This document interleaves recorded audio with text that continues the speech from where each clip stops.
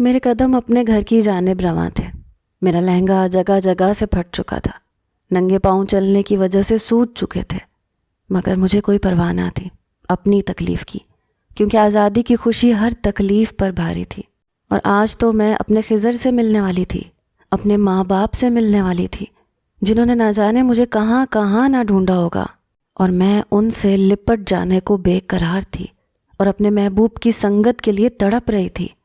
میں نے ٹھان لی تھی کہ ایک بھی دن مزید ضائع کیے بغیر میں آج اس کے سنگ رخصت ہو جاؤں گی۔ دلہن تو میں بن ہی چکی تھی، بس نکاح کے 2 بول ہی تو پڑھنے تھے، اور وہ پڑھنے کے بعد میں ہمیشہ کے لیے اپنے خضر کی ہو جانے والی تھی۔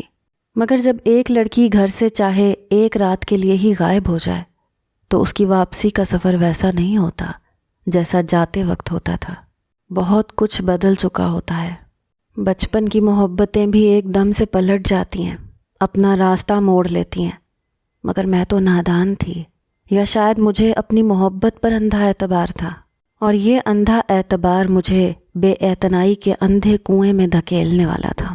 اور یہ واپسی کا سفر بالکل بھی خوشگمان نہ تھا، کیونکہ جب میں گھر کی دہلیز پر پہنچی تو میرے قدم وہیں منجمد ہو چکے تھے، کیونکہ اگلا منظر دیکھنے کے لیے بہت زیادہ ہمت چاہیے تھی، جو میرے اندر بالکل ہی ٹوٹ چکی تھی۔ میں نے نکاہت سے آنکھیں کھولیں تو جسم بے جان سا لگتا تھا، یوں جیسے اس میں سے کھینچ کر جان نکال دی گئی ہو، کہ اب اپنے قدموں پر اٹھنا تک محال ہو چکا تھا۔ میں نے اپنے بازوؤں کو حرکت دینا شروع کی تو علم ہوا کہ میرے بازوؤں پر ڈرپس لگی ہوئی تھیں، سر سے درد کی ٹیسیں اٹھ رہی تھیں، جیسے دماغ اپنی جگہ سے ہل چکا ہو اور اب پٹیوں سے جوڑ کر اسے باندھا گیا ہو۔ درد اب دماغ سے چلتا ہوا سینے میں انتقال کر چکا تھا اور ٹھیک دل کے مقام پر آ کر ٹھہر گیا تھا۔ مگر شاید درد جسم پہ لگنے والی چوٹوں کا نہیں تھا، یہ درد اس محبت پر تھا جو اپنے انجام کو پہنچ چکی تھی، جس محبت کے بارے میں مجھے لگتا تھا کہ دنیا کا سارا نظام ادھر سے ادھر ہو جائے، دنیا تباہی کے دہانے پر پہنچ جائے، مگر یہ محبت کبھی ختم نہ ہوگی، کبھی کم نہ ہوگی۔ جتنے بھی آندھی طوفان آئیں اس کو ہلا نہ پائیں گے۔ مگر یہ کیسی محبت تھی جو ذرا سی تلخ ہوا چلنے پر جھلس گئی، اور میرا محبوب، میرا جان سے پیارا ساتھی، جس نے بچپن سے لے کر آج تک کبھی مجھے اکیلا نہیں چھوڑا تھا، مجھے ذرا سا کانٹا بھی چبھتا تھا تو درد اس کے سینے میں اٹھتا تھا۔ اس نے ہی آج میرے دل کا قتل عام کر ڈالا تھا کہ میں ہسپتال کے اس بیڈ پر اس حال میں پہنچ چکی تھی۔ کیا وہ کبھی بھی میری اس بے لوث محبت کے لائق بھی تھا؟ میری اذیت ناک سوچوں کا سلسلہ ایک دم سے ٹوٹا جب کمرے کے دروازے میں سے کوئی اندر داخل ہو رہا تھا۔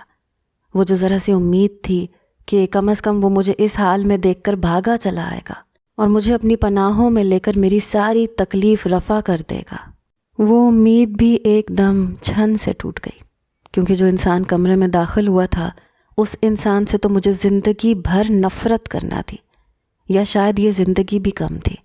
اس کے ہاتھ میں سفید پھولوں کا بکے تھا اور اس نے سیاہ پینٹ کوٹ پہن رکھا تھا۔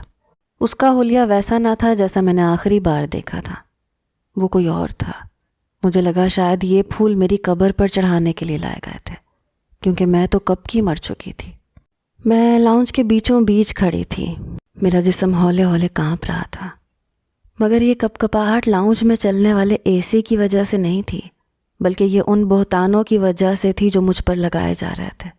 مجھے یوں کٹہرے میں کھڑا کیا گیا تھا جیسے میں اپنی مرضی سے اپنے عاشق کے ساتھ گھر سے بھاگی تھی، اور یہ بہتان لگانے والے کوئی اور نہیں بلکہ میرے اپنے تھے۔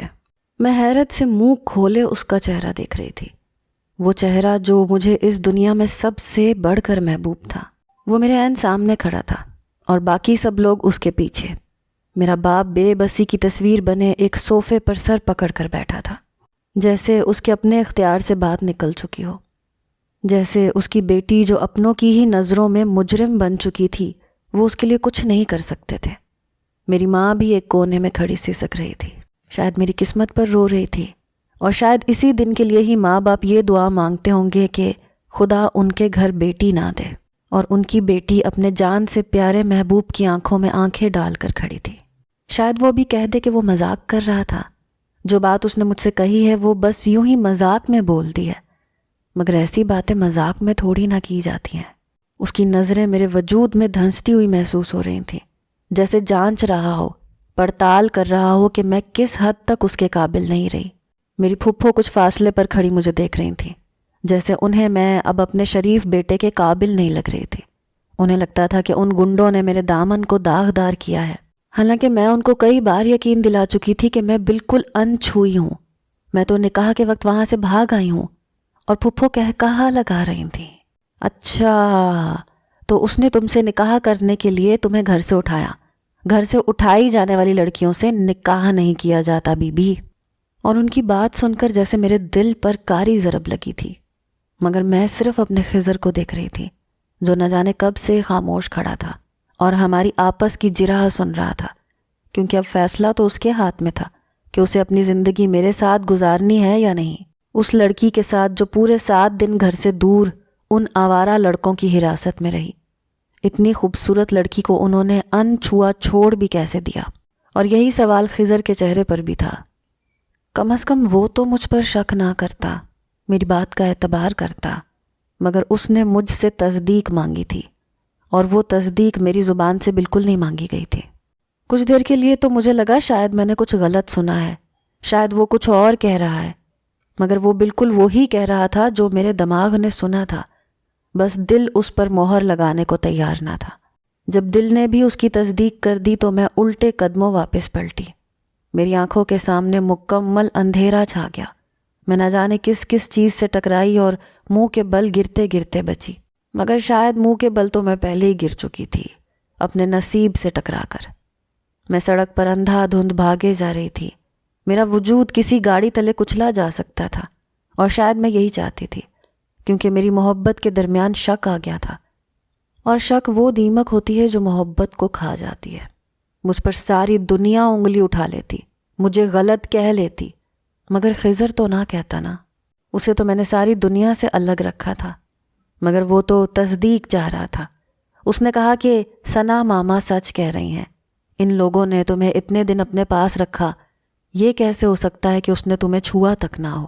اور شک کی لپیٹ میں یہ جملہ اتنا اذیت ناک تھا کہ میرے قدم اور اعتماد ایک ساتھ ڈگمگایا تھا، مگر میں نے ڈھیٹ بن کر اسے وضاحت کی کہ خضر، مجھے ہماری محبت کی قسم ہے، میں نے کوئی دھبا نہیں لگنے دیا، مگر اسے مجھ سے کوئی لفظی کس قسم نہیں چاہیے تھی۔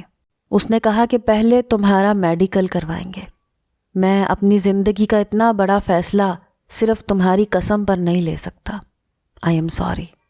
ایک دم سے ایک تیز رفتار گاڑی میرے وجود سے ٹکرائی اور میں ہوا میں جھول کر منہ کے بل زمین پر گری، مگر یہ چوٹ بہت معمولی تھی اس جملے کے سامنے جو اس نے مجھ سے اتنی سفاکی سے بولا تھا، اے محبت تیرے انجام پر رونا آیا۔ دور کہیں ایک نغمہ کانوں میں گونجا اور میرے وجود کے ساتھ محبت کے بھی پرخچے اڑ گئے۔ میں ہسپتال کے بیڈ پر نیم مردہ حالت میں پڑی تھی۔ میری ماں میرے پہلو میں بیٹھ کر زاروں قطار روئے جا رہی تھی۔ ان کے ہاتھ میں تسبیح تھی جس کے من کے وہ گرا رہی تھیں۔ مجھے ہوش میں دیکھ کر ایک دم میرے پاس آئیں، میرا ماتھا چوما۔ شاید مائیں ایسی ہی ہوتی ہیں، ان کو اپنی اولاد سے کسی قسم کی کوئی وضاحت درکار نہیں ہوتی، وہ بس انہیں سینے سے لگانا جانتی ہیں، اور میں ان کے سینے سے لگ کر بھی ساکت تھی، ہر طرح کے جذبات سے آری۔ مجھے لگا اب یہ دل کبھی نہیں دھڑکے گا، اب یہ آنکھ کبھی نہیں بہے گی۔ میرا وجود محبت کے بغیر نامکمل تھا، خضر اسے مکمل کرتا تھا، اور وہ نہ جانے کہاں تھا۔ مجھے اس حال میں دیکھے گا تو ضرور تڑپ اٹھے گا، میں اس کی ساری خطائیں معاف کر دوں گی، ساری غلط فہمیاں دور کر دوں گی، مگر ابھی میں اس بات سے قطعاً نا واقف تھی کہ میں محبت کے اعتبار کے ساتھ ایک اور چیز بھی کھو چکی ہوں، کیونکہ میرا جسم بھی اب میری محبت کی طرح نامکمل تھا۔ اور جب مجھے اس بات کی خبر ہوئی تو میں بالکل ڈھہ سی گئی۔ جو رہی صحیح جان میرے اندر باقی تھی، جو رہی صحیح امید میری زندگی کی، میری خوشیوں کی، میرے وجود کے ساتھ نتھی تھی، وہ بھی دم توڑ گئی۔ میں نے شدت سے یہ خواہش کی تھی کہ کاش میں اس کار کے نیچے پوری کی پوری کچلی جاتی، نہ کہ میرا آدھا جسم ہی۔ میں زندگی کے اس دوراہے پر کھڑی تھی جب انسان اپنی محبت پر اعتبار کھونے کے بعد اپنی ذات کا ایک حصہ بھی کھو دیتا ہے، اور وہی حصہ میرا آدھا نچلا دھڑ تھا۔ یہ احساس کہ میں اب کبھی بھی اپنے قدموں پر کھڑی نہیں ہو پاؤں گی اتنا دردناک تھا کہ اس کا درد آنکھوں کے راستے بہنے سے بھی آری تھا۔ میری ماں مجھ سے لپٹ کر رو رہی تھی اور میں بالکل ساکت لیٹی تھی، جیسے اب زندگی کے سارے حساب کتاب ختم ہو چکے اور صرف خسارے ہی میری جھولی میں ڈال دیے گئے ہوں۔ خضر نے صرف میرا مان اور اعتماد ہی نہیں توڑا تھا، میری محبت کو ہی نہیں مارا تھا، بلکہ میرے وجود کا آدھا حصہ بھی چھین لیا تھا۔ میں اسے کبھی معاف نہیں کروں گی۔ میں اس سے جتنی شدید محبت کرتی تھی اس سے اتنی نفرت کر کے دکھاؤں گی کہ میری نفرت اس کی زندگی میں بھی آگ لگا دے گی۔ میں عجیب سی سوچوں کے منجدار میں پھنسی ہوئی تھی اور میری محبت ایک دم سے انتقام کی آگ میں جلنے لگی تھی کہ اچانک ہی ہاسپٹل روم کا دروازہ کھلا اور ایک شخص سفید بوکے اپنے ہاتھ میں پکڑے میری جانب بڑھنے لگا۔ اس نے سفید رنگ کا کوٹ پہن رکھا تھا، یوں لگ رہا تھا جیسے میری قبر پر پھول چڑھانے آیا ہو، میری محبت پر فاتحہ پڑھنے آیا ہو۔ میں جو اپنے دل میں خضر کے لیے شکوے اور اب نفرت محسوس کر رہی تھی، سامنے موجود شخص کی شکل دیکھ کر اپنی سوچ پر پچھتائی، کیونکہ اس شخص سے تو مجھے دنیا میں سب سے زیادہ نفرت تھی۔ یہی تو تھا جس نے میری زندگی برباد کر کے رکھ دی تھی۔ ایک دم سے ہنستی کھیلتی تتلی کو پکڑ کر اپنے ہاتھوں میں پیس دیا تھا کہ میری زندگی کے سارے خوشنما رنگ اب اس کے ہاتھوں پر بدنما داغ کی صورت لگ چکے تھے۔ ماما ایک دم سے میرے پیچھے ہٹی، وہ بھی اس شخص کو پہچان گئی تھیں جنہوں نے ان کی بیٹی کی زندگی ایک لمحے میں موت سے بدتر بنا دی تھی۔ ماما زور سے اس پر جھپٹیں، اس کا گریبان جھنجھوڑ ڈالا، کہا کہ تمہاری ہمت بھی کیسے ہوئی یہاں قدم رکھنے کی؟ تمہیں تو پولیس نے پکڑ لیا تھا، تم واپس کیسے آ گئے؟ اور یہاں آ کر کیا دیکھنا چاہتے ہو کہ میری بیٹی ابھی زندہ ہے یا مر چکی ہے؟ مر تو وہ اس وقت گئی تھی جب تم اسے اٹھا کر لے گئے تھے، اب کیا تصدیق کرنے آئے ہو؟ اگر تسلی ہو گئی ہے تو نکلو یہاں سے، میں تمہاری شکل بھی نہیں دیکھنا چاہتی۔ مگر وہ ماما کی باتیں جیسے نظر انداز کر رہا تھا اور میری طرف دیکھتا جا رہا تھا۔ اس کی آنکھوں میں شاید درد تھا، مگر میری آنکھوں میں اس کے لیے شدید نفرت تھی، اور میری حالت ایسی نہیں تھی کہ میں اپنی نفرت کا عملی مظاہرہ کر سکتی، ورنہ میرا بس نہیں چل رہا تھا کہ اس کا منہ نوچ لوں۔ وہ ماما کو پیچھے کر کے آہستہ آہستہ میری طرف قدم بڑھانے لگا۔ مجھے اس کی جرت پر حیرانی ہوئی۔ اس کی آنکھیں بالکل سرخ ہو چکی تھیں، جیسے وہ کئی راتوں سے سویا نہ ہو۔ اس نے اپنی سرخ آنکھوں سے میری ویران آنکھوں کے اندر گاڑ دیں، کہا کہ افسوس ہوا تمہاری حالت دیکھ کر، اگر تم وہاں سے نہ بھاگتی تو شاید آج اس حالت میں یہاں نہ پڑی ہوتی۔ میں نے کہا کہ اپنی بات کی تصحیح کرو، اگر تم مجھے میری شادی کی رات نہ اٹھاتے تو شاید آج میں خضر کی دلہن بن کر اس کے گھر میں ہوتی، نہ کہ ہاسپٹل کے بیڈ پر۔ اس نے کہا کہ وہ خضر جس نے اپنی محبت کا تمانچہ تمہارے منہ پر دے مارا اور تم منہ کے بل گری ہو۔ تم لڑکیاں بہت جذباتی ہوتی ہو، جب تک اپنے محبوب سے مار نہ کھا لو کسی دوسرے انسان کے لیے اپنے دل کے کواڑ نہیں کھولتی۔ میں نے کہا چلے جاؤ یہاں سے، میں تمہارے بھاشن نہیں سننا چاہتی، اور تم جیل سے کیسے رہا ہو گئے؟ میں تمہیں پھانسی پر لٹکا ہوا دیکھنا چاہتی ہوں۔ تو وہ میری جانب دیکھ کر مسکرا دیا، کہا کہ قسم سے اس حالت میں بھی جنگلی بلی سے کم نہیں لگ رہی ہو، بہت پیار آ رہا ہے تم پر، اور میری محبت ایسی نہیں ہے جو ذرا سی رسوائی پر اپنی آنکھیں بند کر لے، تمہارے جسم کے ذرا سے نقص پر دم دبا کر بھاگ جائے اور تمہاری ایسی حالت میں خبر لینے بھی نہ آئے۔ دیکھو میں تو آ گیا ہوں کیونکہ مجھ سے رہا نہیں گیا تھا، اب میری عادت تمہیں ڈالنا ہوگی، کیونکہ میں ہی وہ انسان ہوں جو تمہیں اس حالت میں بھی قبول کر لے گا۔ میں نے تم سے سچے دل سے عشق کیا ہے۔ پھر وہ اٹھا اور پھول ساتھ پڑے گلدان میں سجانے لگا۔ میرا دل چاہا کہ اسے دھکے مار کر یہاں سے نکال دوں، مگر شاید اس کے لیے ہمت چاہیے تھی اور ہمت مجھ میں نہیں تھی، اس لیے میں خاموشی سے چہرہ دوسری سائڈ پر کیے لیٹ گئی۔ ماما شاید باہر چلی گئی تھیں، شاید وہ پولیس کو اطلاع دینے گئی تھیں کہ ان کی بیٹی کی خوشیوں کا دشمن شہر میں یوں دندناتا کیوں پھر رہا ہے۔ کیا اس ملک میں قانون اور انصاف نام کی کوئی چیز نہیں ہے؟ اتنے میں ہاسپٹل روم کا دروازہ کھلا اور ایک گارڈ اندر آیا۔ میں نے کہا کہ اسے دھکے مار کر یہاں سے نکالو، میں اس کی شکل نہیں دیکھنا چاہتی، مگر وہ گارڈ ہاتھ باندھے اس کے سامنے یوں کھڑا تھا جیسے اس کا غلام ہو۔ میں یہ منظر دیکھ کر حیرت سے گنگ رہ گئی۔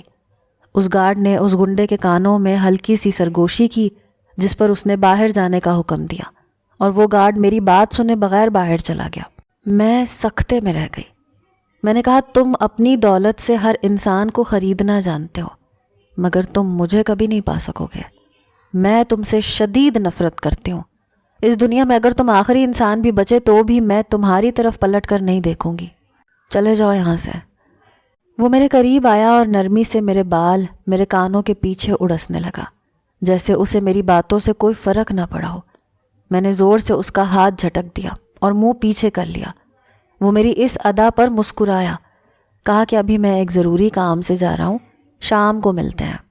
میں نے امریکہ کے ایک ماہر سرجن سے بات کی ہے، کیونکہ اس ملک کے ڈاکٹر تو کسی کام کے نہیں ہیں۔ ایک نازک لڑکی کی ٹانگوں میں جان تک نہیں ڈال سکتے، مگر میں تمہاری ٹانگیں کٹنے نہیں دوں گا۔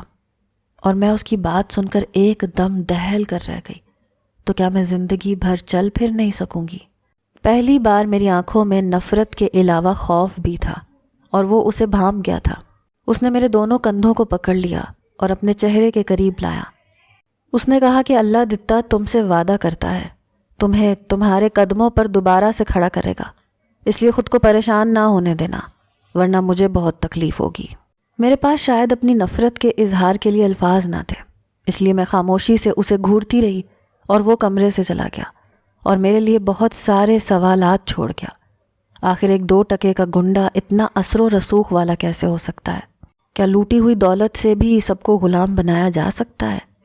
مگر مجھ پر ایک ایسا انکشاف ہونے والا تھا کہ جسے جاننے کے بعد مجھے اپنی زندگی بالکل مذاق لگی تھی، کہ جیسے اس کے ساتھ کوئی بھی کھیل سکتا تھا۔ میں ایک بڑے اور خوبصورت سے لاؤنج میں آرام دہ کاؤچ پر ٹی وی کی اسکرین پر نظریں گاڑے بیٹھی تھی۔ اپنے پیر سامنے شیشے کے چمکدار گول میز پر ٹکا رکھے تھے اور مزے سے سامنے پڑی LED اسکرین پر لگا اپنا فیورٹ ٹی وی شو دیکھ رہی تھی۔ شو میں آج جس مہمان کو مدعو کیا گیا تھا وہ انتہائی جاذب نظر اور پروقار ہستی تھی، جو اس ملک کی لیڈنگ سیاسی پارٹی سے تعلق رکھتا تھا۔ اس نے بال پیچھے کو جل سے چپکائے ہوئے تھے، چہرے پر بلا کی سنجیدگی تھی۔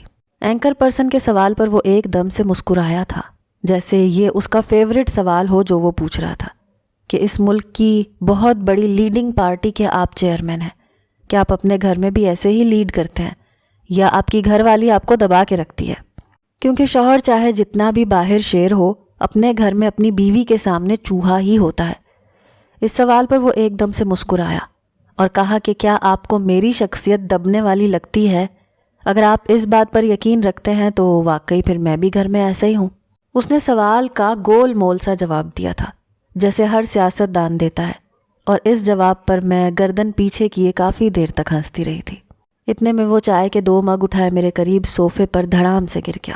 ایک کپ مجھے پکڑا دیا، ریموٹ نرمی سے میرے ہاتھ سے لیا اور ٹی وی آف کر دیا، کیونکہ وہ اس وقت اپنے وقت میں کسی کی دخل اندازی برداشت نہیں کر سکتا تھا۔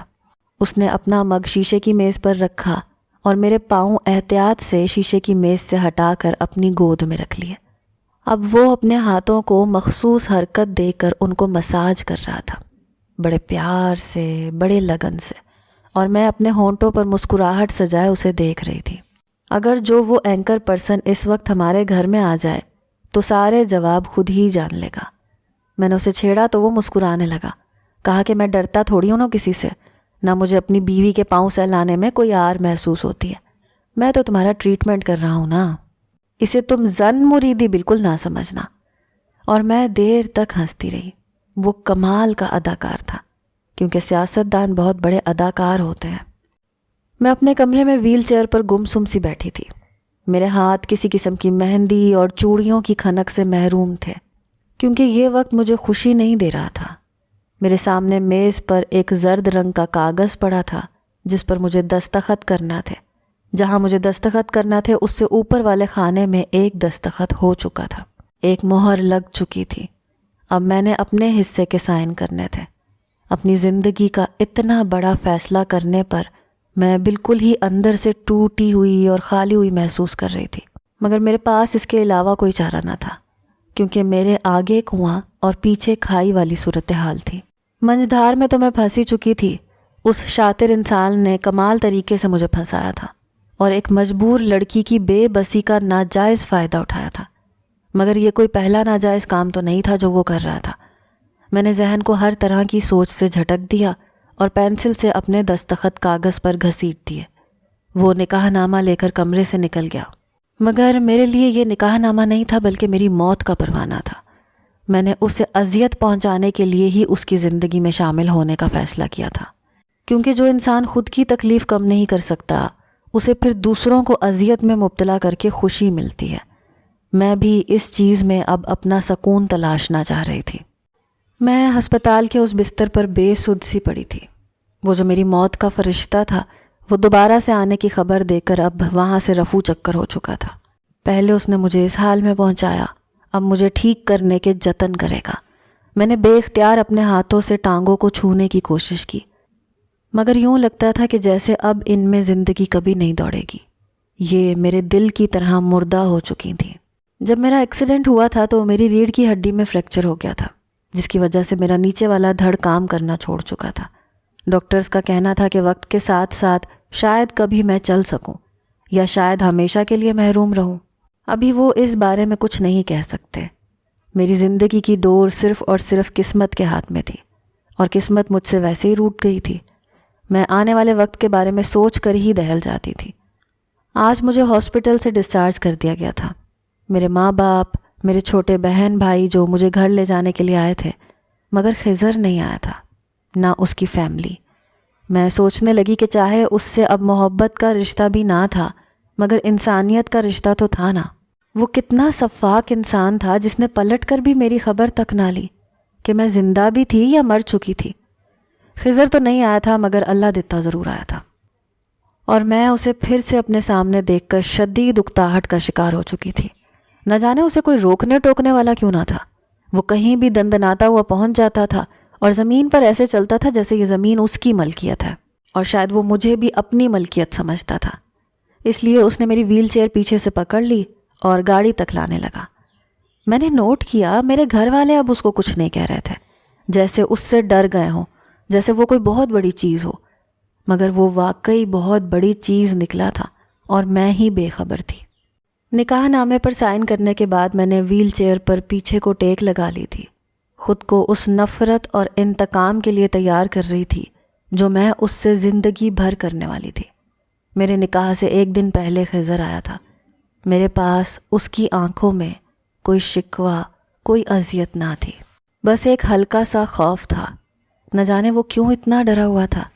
اس سے پہلے کہ میں اس سے کوئی بھی سوال کرتی اپنی محبت کے پلٹ جانے کا، اس نے تو بات ہی ختم کر دی۔ کہنے لگا تم اللہ دتا سے شادی کر لو، وہ تمہارا بہت خیال رکھے گا اور شاید کبھی تم اپنے قدموں پر چل بھی سکو گی۔ اس کے علاوہ کہیں بھی تمہارے لیے جائے پناہ نہیں ہے، اس لیے یہ فیصلہ تم خود کر لو کہ تمہیں زمانے کی ٹھوکریں کھانا ہے یا ایک سہارے کو تلاش کرنا ہے۔ کہنے لگا میں اب تمہیں چاہ کر بھی اپنا نہیں سکتا، اپنی محبت پر فاتحہ پڑھ لو، کیونکہ میں تو اسی دن پڑھ چکا تھا جس دن وہ تمہیں یہاں سے لے کر گیا تھا۔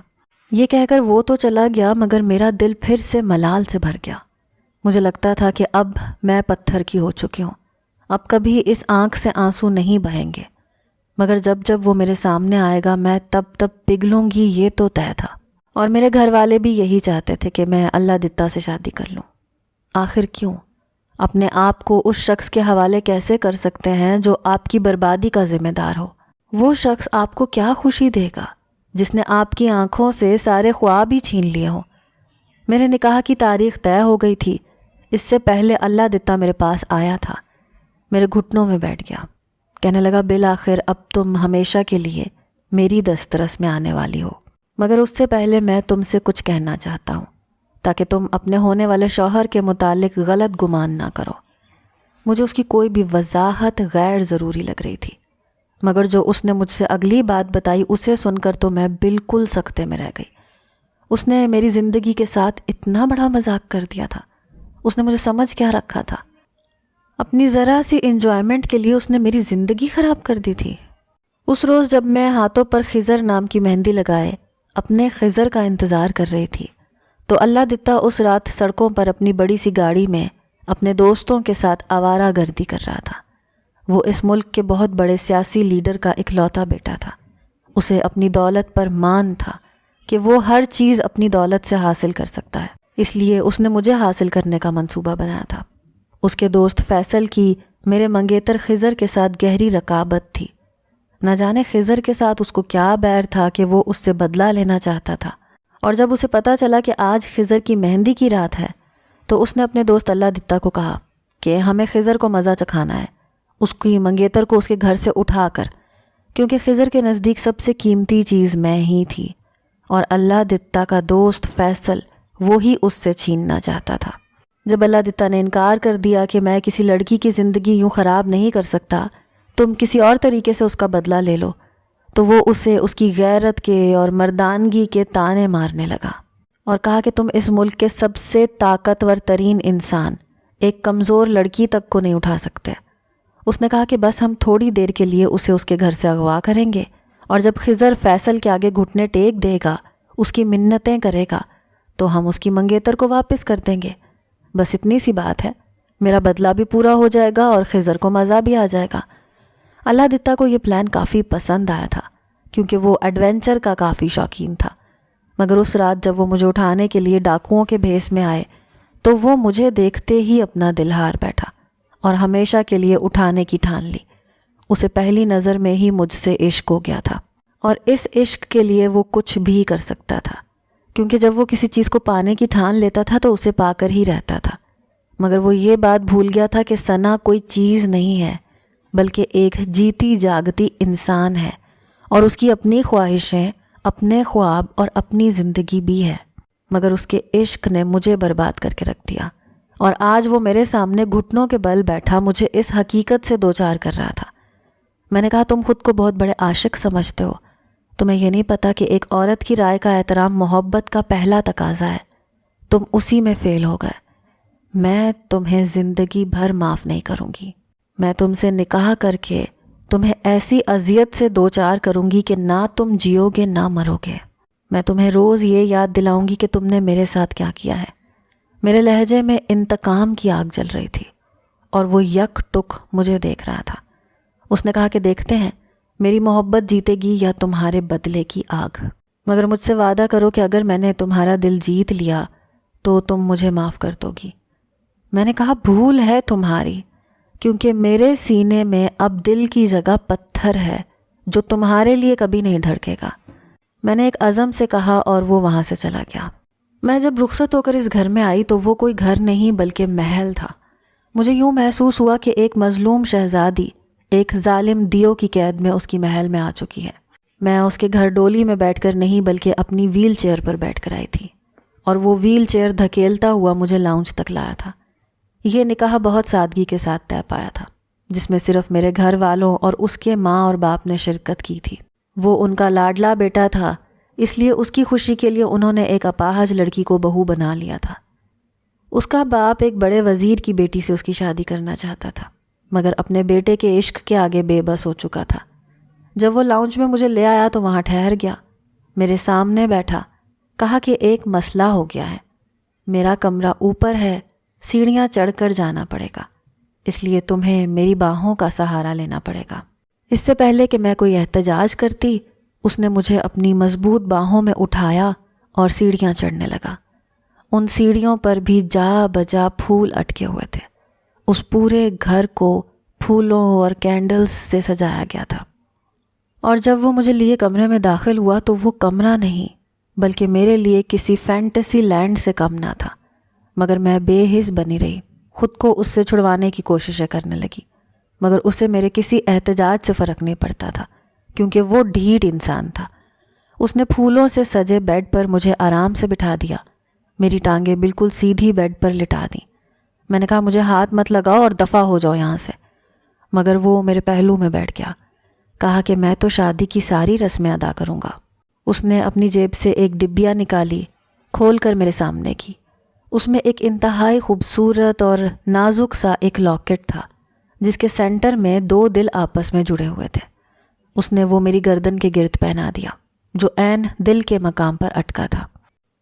کہنے لگا کہ تمہارے سینے میں تو دل ہے نہیں، اس لیے میں نے اپنا اور تمہارا دل ایک ساتھ نتھی کر کے اس دل کے مقام پر لگا دیا ہے جو بہت جلد دھڑکنے بھی لگے گا، کیونکہ میرا دل اسے دھڑکنے پر مجبور کر دے گا۔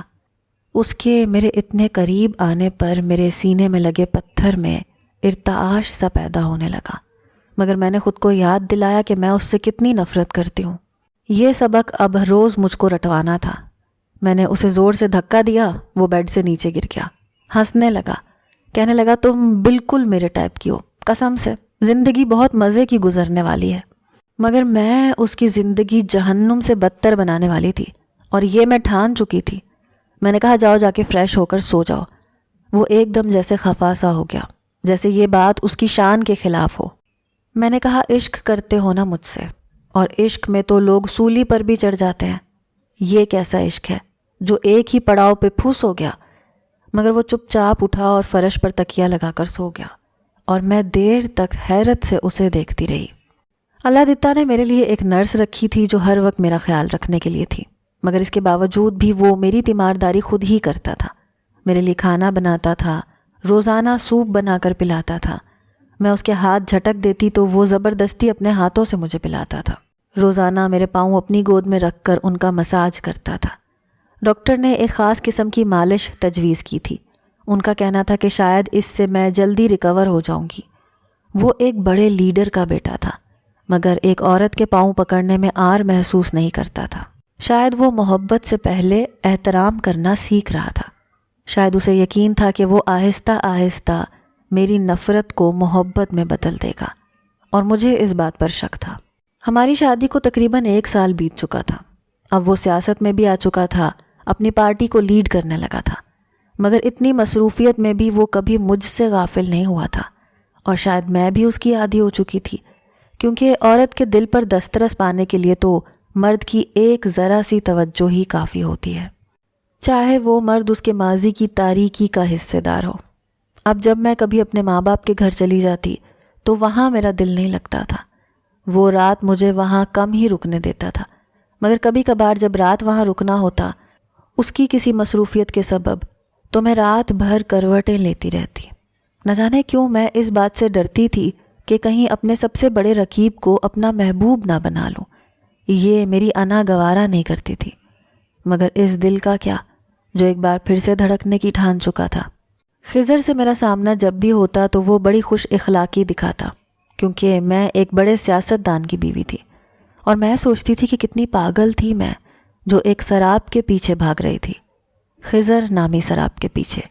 میں نے اپنی زندگی کا سب سے قیمتی وقت برباد کیا تھا، اور کیا اب مزید اپنا وقت برباد کرنے کا سوچ سکتی تھی؟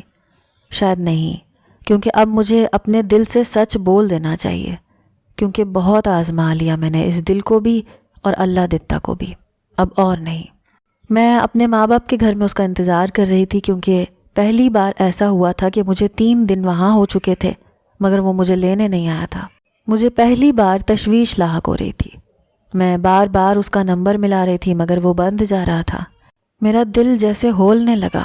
وہ تو چاہے جتنا بھی مصروف ہوتا تھا میری کال ضرور پک کرتا تھا۔ اچانک ہی ٹی وی پر ایک خبر چلی جس میں بتایا جا رہا تھا کہ اللہ دتا پر حملہ ہوا ہے۔ ان کی گاڑی ایک تقریب کے لیے جا رہی تھی کہ اچانک کچھ نامعلوم افراد نے ان پر فائرنگ کھول دی۔ یہ خبر چل رہی تھی اور میرا دل ایک دم سے بند ہونے لگا۔ میرا بس نہیں چل رہا تھا کہ بھاگ کر اس کے پاس چلی جاؤں، مگر بھاگنے کے لیے اپنی ٹانگوں کا سلامت ہونا ضروری تھا۔ ماما بابا نے مجھے تسلی دی کہ وہ ہاسپٹل میں ہے اور اس کی حالت خطرے سے باہر ہے، ذرا سی چوٹیں لگی ہیں، کیونکہ وہ ہاسپٹل میں اس کے پاس جا چکے تھے اور وہ ٹھیک تھا۔ مگر مجھے کہاں سکون آنا تھا، میں ٹھیک نہیں تھی۔ میں اڑ کر اس کے پاس جانا چاہتی تھی۔ زندگی میں پہلی بار اپنی معذوری پر مجھے رونا آیا تھا، مگر اس نے مجھ سے ملنے سے منع کر دیا۔ فون بھی نہیں اٹھا رہا تھا، شاید مجھ سے بدلہ لے رہا تھا، مجھے تڑپا کر، جیسے میں نے ابھی تک اسے تڑپایا تھا۔ میں ماما بابا سے ضد کر کے ہاسپٹل پہنچ چکی تھی اور اس کے سامنے بیٹھی تھی۔ اس سے ناراض تھی اور وہ اپنے بیڈ پر لیٹا مجھے محبت سے دیکھ رہا تھا۔ کہہ رہا تھا کہ کیا ضرورت تھی یہاں آنے کی، ویسے بھی میں نے کل ڈسچارج ہو کر تمہیں لینے کے لیے آ جانا تھا۔ مجھے بالکل بھی اچھا نہیں لگا کہ تم مجھ سے ملنے یہاں آئی ہو۔ مجھے اچھا نہیں لگتا کہ میری بیوی کے متعلق لوگ باتیں کریں اور اسے قابل ترس نظروں سے دیکھیں، اس لیے میں نہیں چاہتا تھا کہ تم یہاں آؤ۔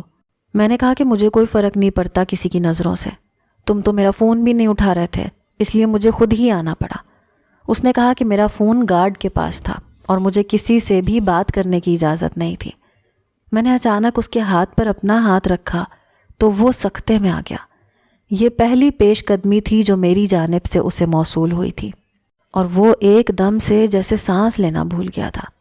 اس نے کہا کہ واہ، مجھے پتا ہوتا کہ یہ برف ایسے پگھلے گی تو میں بہت پہلے ہی خود کو کوئی نقصان پہنچا دیتا۔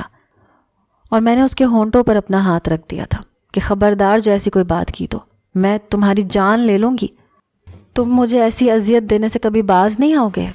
اور وہ پہلی بار مسکرایا، کہا کہ مجھے اچھا لگا کہ تم نے میری پرواہ کی، ورنہ میں تو سمجھا تھا کہ 2-4 سال مزید تمہیں منانے میں لگ جائیں گے، اور پھر جب ہم بوڑھے ہو جائیں گے تو ہمارے بچے چھوٹے چھوٹے ہوں گے اور ہمیں دادا دادی کہہ کر بلائیں گے۔ میں اس کی بات سن کر کھلکھلا کر ہنس پڑی اور شرما بھی گئی۔ میرے دل سے ایک بوجھ اتر چکا تھا، ایسا بوجھ میں کب سے اٹھا رہی تھی، اس کی نفرت کا بوجھ جو اب شاید کسی اور جذبے میں ڈھل چکا تھا، جو بہت نرم اور میٹھا تھا، مگر میں اس جذبے کو ابھی نام دینے سے ڈرتی تھی۔ وہ مجھے اپنے گھر لے کر گیا تو یوں لگا جیسے زندگی پھر سے لوٹ آئی ہو۔ میں اب ایک لمحے کے لیے بھی اس سے جدا نہیں ہونا چاہتی تھی، اور میں اظہار بھی نہیں کرنا چاہتی تھی۔ نہ جانے کیوں مجھے اس کے سامنے اپنا دل کھولنے سے ہچکچاہٹ سی ہو رہی تھی، مگر وہ شاید جان گیا تھا، اسی لیے اسی نے پیش قدمی کر دی۔ اس نے کہا کہ میں نے کہا تھا نا کہ میری محبت تمہیں ایک نہ ایک دن رام کر کے چھوڑے گی، اور آج وہ دن آیا ہے تو میں خوشی سے پاگل ہو رہا ہوں۔ مجھے اپنی آنکھوں پر یقین نہیں آ رہا۔ تم میرے ہاتھ پر ہلکی سی چٹکی تو کاٹو تاکہ مجھے یہ سب حقیقت لگے۔ میں نے ایک زوردار سا مکہ اس کے سینے پر جڑ دیا اور کہا کہ یہ سب حقیقت ہے، کوئی خواب نہیں ہے۔ وہ ایک دم سے کراہنے لگا اور زور سے مجھے اپنے وجود میں چھپا لیا۔ مجھے پہلی بار اس کی مضبوط پناہوں میں آ کر خوف محسوس نہیں ہو رہا تھا، بلکہ اچھا لگ رہا تھا، اور شاید میں اندر سے مطمئن بھی تھی کہ خدا نے مجھے اس انسان کی صحبت دی ہے جو واقعی میری محبت کا اہل ہے، جس نے مشکل گھڑی میں میرا ساتھ نبھایا۔ اور اصل محبت وہی ہوتی ہے جو آپ کا مشکل گھڑی میں ساتھ دے۔ آسانی میں تو ہر کوئی محبت کا دعویٰ کر دیتا ہے، مگر ضروری نہیں کہ وہ محبت ہی ہو۔ بارش کے بعد سڑکیں گیلی ہو گئی تھیں، ہم ایک دوسرے کا ہاتھ تھامے آہستہ آہستہ چل رہے تھے۔ سڑک کافی لمبی تھی اور اس کے ارد گرد گھنی چھاؤں لیے درخت تھے، مگر میرے لیے تو وہی گھنی چھاؤں تھا۔ اس میں میری زندگی کے تپتے صحرا کو اپنی نرم محبت کی پھوار سے نخلستان میں بدل دیا تھا۔ وہ میرے ہاتھ تھامے آہستہ آہستہ میرے ساتھ چل رہا تھا۔ میں اپنے پاؤں پر کھڑی ہو چکی تھی اور فی الوقت بہت آہستہ آہستہ سے قدم اٹھاتی تھی، مگر مجھے یقین تھا کہ اس کی توجہ مجھے بہت جلد دوڑنے پر مجبور کر دے گی، اور شاید میں اڑنے بھی لگوں گی، کیونکہ محبت وہ جذبہ ہے جو انسان کے پیر زمین پر نہیں ٹکنے دیتا۔